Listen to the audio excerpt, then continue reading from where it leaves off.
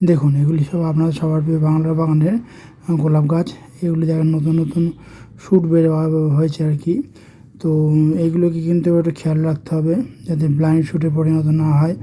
দেখেন এখানেও কিন্তু কুঁড়ি বার হয়েছে, ব্যাসেল শুট থেকে কুঁড়িগুলি বার হয়েছে আর কি।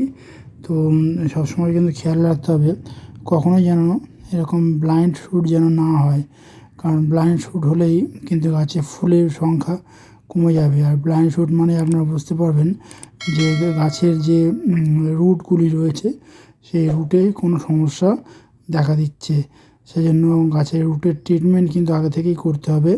তো আমরা এর জন্য করব কি, গাছটা যখন প্রথম থেকেই বসাবেন তখন থেকে কিন্তু গাছের রুট ট্রিটমেন্টটা করতে থাকবেন, যাতে গাছ বড় হয়ে গেছে তারাও কিন্তু রুট ট্রিটমেন্ট করবেন।